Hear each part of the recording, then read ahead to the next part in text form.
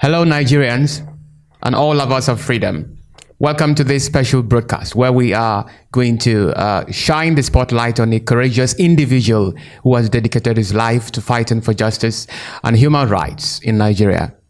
Meet Dele Farotimi, a name that has become synonymous with bravery and resilience. While some Nigerians might not have known him until his arrest last Tuesday by the Nigerian police. And those who had known him might have known him as just a mere critic of government corruption or maybe a demagogue. Farotimi is an individual one could rightly address as a true freedom fighter. Now, what makes a freedom fighter is not merely a vocal critic of corruption and injustice. It's not being a social media activist or an orator. A freedom fighter is not one who arouses people's emotions, leaving them with no direction on how to effectively channel these emotions. Leaders who do that are mere rabble-rousers or demagogues. But a freedom fighter is the mirror image of government neglect, reflecting the values of compassion, empathy, and justice that are often absent in the halls of power. As we delve into the remarkable life of this human rights champion, we are reminded of the wise words of Mahatma Gandhi, who said, "An unjust law is itself a species of violence. Arrest for its breach is more so." Now, over the next few minutes, we shall be counting down 6 remarkable things to know about Dele Farotimi, a man who has consistently dared to challenge the status quo and fight for the rights of the marginalized and the oppressed. Now, the first thing to know about him is the belief and the principles of nonviolence. One of the first requisites of the true freedom fighter is the belief in nonviolence. Dele Farotimi is an activist who strongly believes in nonviolence. In the 19th century, Mahatma Gandhi had declared that nonviolence was the greatest force at the disposal of mankind. And it was a mightier force than the mightiest weapon of destruction devised by the ingenuity of man. Eventually, Gandhi used this tactic to defeat a world power, which was the British Empire. And today, Farotimi is so much inspired by Gandhi's teachings. He believes that the corrupt Nigerian government, mirroring this British monster or Leviathan, could also be defeated using the tactic of nonviolence.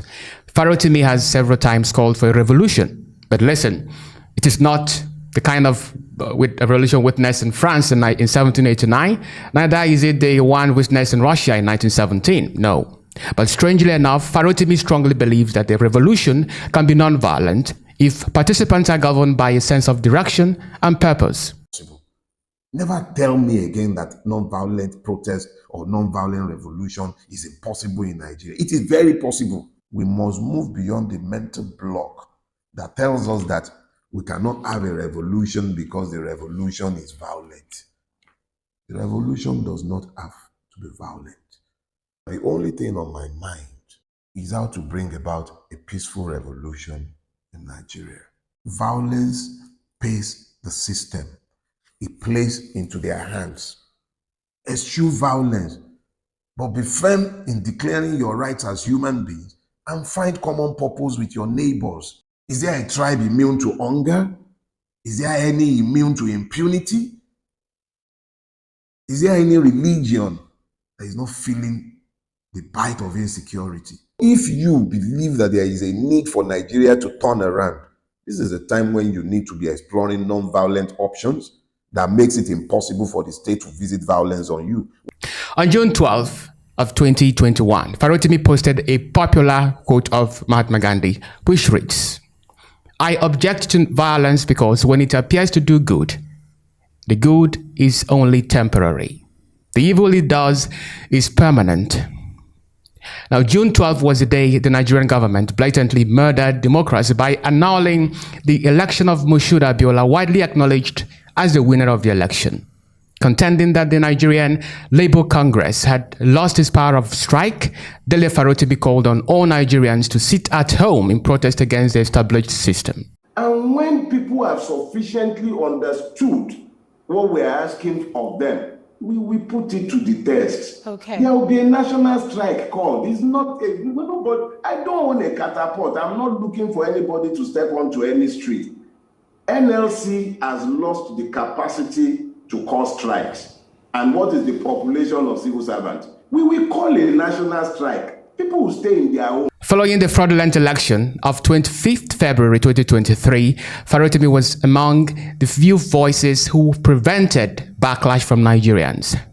While responding to Rufai Hosseini and Ruben Abati on Arise TV, Farotimi said, "Anybody who expects us to protest or be violent is wasting his time.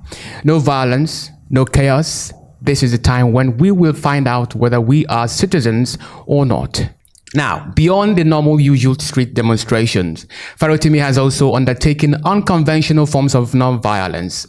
In 2020 NSAS protest, Omoyele Sowore, a notable human rights activist, was arrested and detained. In protest, Farotimi went into a refusal to comb his hair and beard. The little wonder Sowore has now called for a nationwide protest on December 10th for the release of Farotimi. Also, during the reign of President Olusegun Obasanjo, Farotimi decided to grow an afro hair to protest the president's third-term bid. These were made known through his own account and were proof of his unshakable belief in non-violence. And the second thing to know is that Farotimi always refers to himself as a victim of Nigeria. This expression has actually become more of a title, as in his X page, the expression appears next to his name. But people may ask, why has he chosen the title of victimhood, despite being a relatively wealthy lawyer? Well, Farotimi has always yearned to identify with the poor, ordinary and voiceless citizens who are facing daily oppressions from the government. In one of his speeches, he addressed Nigerians as "my fellow lepers." When a lie endures for so long and the sufferers become complicit in the erection and maintenance of that lie can actually become the truth in the consciousness of the victims. So each and every one of you, I'm speaking to you as my fellow lepers. I recognize the fact of my leprosy. I'm a Nigerian. That's why I'm always careful to explain that I'm not a citizen. I'm a victim of Nigeria.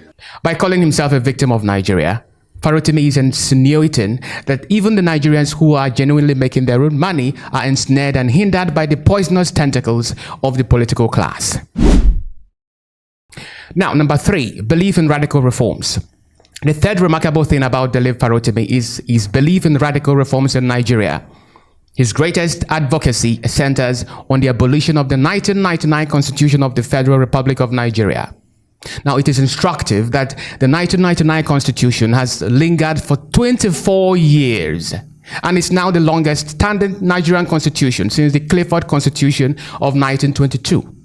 In addition to this, the economic and security challenges of our country combine to inspire his advocacy for a new, people-driven constitution.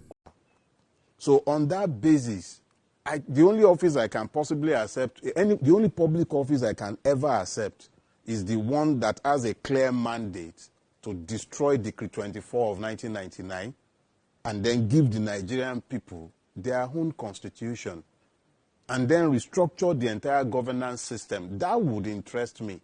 But a system that is asking me to come what they're actually doing when they ask you to come and serve in any capacity is come and chop. They have been brazen enough to say it in the past. Your invitation is to come and chop, and you don't talk when you are eating. Number 4, neutrality and unbiasedness. Now, we have seen a number of activists who are driven by tribal and religious sentiments, but what makes Farotimi exceptional is his willingness to rise above ethnic affiliations in favor of competence, capacity, and character. This was why he doggedly stood for P2B of the Labour Party in the 2023 general elections, despite the latter's Igbo extraction. It is unusual in this country of ours. A man ruled a state like Anambra for 8 years. He wrested powers from the Uba, and they think that one is a softie, somebody who can take power from the Uba.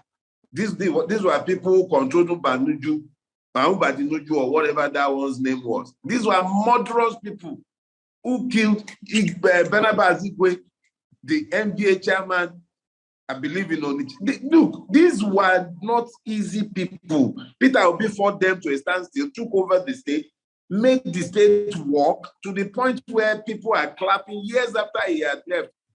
There is a basis to be excited. And I would say that Peter Obi probably represents the last opportunity for the ruiners of Nigeria to get out of power without bloodshed. That's my honest belief, because he actually... Now, number 5, renowned author. In a quest to express his belief in nonviolence, Farotimi is desirous of overcoming oppression through written words. Having a stout belief that the pen is mightier than the sword, Farotimi has authored classic books. In 2019, he released Do Not Die in Their War, which discusses the need for a change in Nigeria. And then in 2021, he wrote Imperatives of the Nigerian Revolution, which centered on the sacred goals and strategies of revolutionaries, including the nonviolent resistance. Now, the final thing, Nigeria and its criminal justice system. One of the most amazing things about Farotimi is that his detention has made his latest book more popular. Nigeria and its criminal justice system, published in 2024, has become a bestseller on Amazon. More amazing is the fact that wealthy Nigerians are now buying the book in bulk and distribute them to indigent citizens to read. But do you know the greatest bombshell? According to multiple sources, Farotimi had long decided that proceeds made from this book was not coming to him. Rather, the money would be dedicated to charity, particularly the charity that looked after autistic children and children with special needs. I must say that this is inspiring, very breathtaking. Farotimi is the quintessence of a freedom fighter because he does not only arouse emotions and criticize the government, but also makes great effort to reduce the sufferings of Nigerians. Anyway, we have come to the end of this program. Hope you enjoyed it.